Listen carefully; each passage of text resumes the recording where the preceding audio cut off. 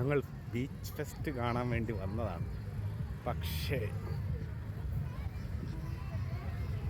നമ്മൾ വിചാരിച്ച പോലല്ല, ഇത് ഭയങ്കര തിരക്കാണ് ഇവിടെ മുഴുവൻ. എൻ്റെ പൊന്ന് ഗൈസ്, അവിടെ എല്ലാം നിറച്ച ആൾക്കാരായിരുന്നു. ഒരു രക്ഷയില്ലാത്ത അവസ്ഥ. എന്ത് ചെയ്യണമെന്ന് അറിയാൻ വയ്യ. പിന്നെ ഒരറ്റത്തു നിന്ന് അങ്ങോട്ട് ഞങ്ങൾ നടക്കാൻ തുടങ്ങി. അപ്പോഴേണ്ട കുറേ വേലി കെട്ടി വെച്ചിരിക്കുന്നത്. എന്തുവാണ് അതിൻ്റെ അകത്തൊന്നും അറിയത്തില്ല. പുറമണ്ണിൽ കൂടെ നടന്നു ചെന്നപ്പോൾ അതുകൊണ്ട് കുരങ്ങൻ നിന്ന് ചെണ്ട കൊട്ടുന്നു. ഇങ്ങനെ കുരങ്ങൻ്റെ ചെണ്ടയടിയും കണ്ട് കുറേ നേരം നിന്ന്. അപ്പോഴത്തേക്കും പിന്നെ ഞങ്ങൾ കറങ്ങുന്ന സുനാപ്രകടത്ത് കയറാമെന്ന് വിചാരിച്ചു.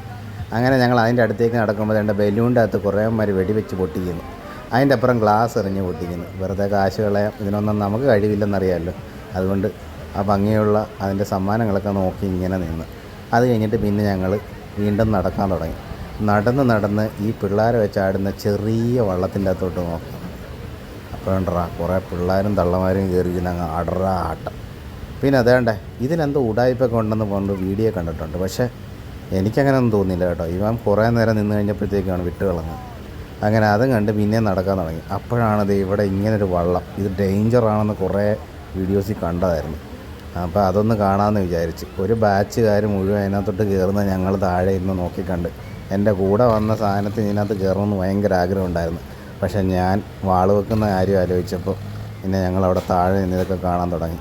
എൻ്റെ പൊന്നടാവ് എന്നെ ആട്ടം ആട്ടുന്നതെന്നറിയാമോ. ആ ഏറ്റവും അറ്റത്തിരിക്കുന്നവനൊക്കെ സ്വർഗം കാണും. പക്ഷേ ചില ജെൻസി പിള്ളേർ കയറി അങ്ങോട്ട് ഇരുന്നിട്ടുണ്ടല്ലോ, ഒരു അനക്കമില്ലാതെ അങ്ങ് ഇരിക്കുക, ഒന്നും അറിയാത്ത പോലെ.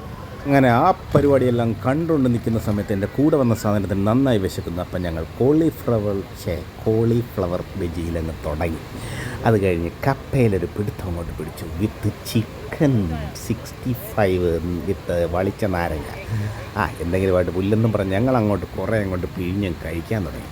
ഈ ചിക്കൻ്റെ കാര്യം പറഞ്ഞപ്പോൾ ഇത് അപ്ലോഡ് ചെയ്യുന്ന സമയത്ത് ചിക്കൻ ആലപ്പുഴ ജില്ലയിൽ ബാൻ ചെയ്തിരിക്കുകയാണ് സുഹൃത്തുക്കളെ.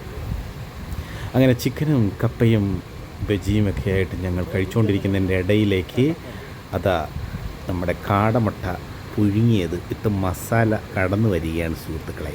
അങ്ങനെ ഞങ്ങൾ അതും ഒരു പിടിയും കൊണ്ട് പിടിച്ച്. എന്നാ ടേസ്റ്റായിരുന്നു എന്നറിയാമോ, എൻ്റെ പൊന്നോ പറയാനില്ല. അങ്ങനെ ഞങ്ങൾ മുഴുവൻ കാലിയാക്കി വടിച്ച് അവിടെ നിന്നും ഒരു ഐസ്ക്രീം കഴിക്കുവാനായിട്ട് പോയി. ആ ഐസ്ക്രീം കടയിൽ നിന്ന് എൻ്റെ ബെറ്റർ ഹാഫിൻ്റെ ഏറ്റവും ഇഷ്ടപ്പെട്ട സാധനമായിട്ടുള്ള സ്പാനിഷ് ഡിലൈറ്റും ഞാൻ പിസ്തയും ഒരു ടേസ്റ്റായിരുന്നു. അങ്ങനെ അത് ഞങ്ങൾ അവിടെ നിന്നുണ്ട് കഴിച്ച് ആ ബീച്ചിലൂടെ തെരാപ്പാര അങ്ങോട്ടും ഇങ്ങോട്ടും ഉലാത്തി നടക്കുകയായിരുന്നു. പിന്നെ അത് കഴിഞ്ഞ് കുഴഞ്ഞപ്പോൾ അവിടെ മാറി കുറേ നേരം ഇരുന്ന് വായി നോക്കി അങ്ങോട്ട് പോയി ഇങ്ങോട്ട് പോയി. അങ്ങനെ അവസാനം ഞങ്ങൾ വീട്ടിലേക്ക് പോകാൻ തീരുമാനമെടുത്തു. ഉറക്കം വരുന്നത് അതാണ്. പക്ഷേ പോകുന്ന വഴിക്ക് എൻ്റെ ബെറ്റർ ഹാഫിന് വീണ്ടും വിശക്കുന്നെന്ന് പറഞ്ഞു. അങ്ങനെ അവിടെ നിന്നും വാഫിൾസ് വിത്ത് വാനില ഐസ്ക്രീം ഒരു കേറ്റങ്ങ് കയറ്റി. എൻ്റെ പൊന്നോ എന്നാ ടേസ്റ്റായിരുന്നു അറിയാമോ. ഇത് കരടാ പടച്ചു വിടുന്നത്.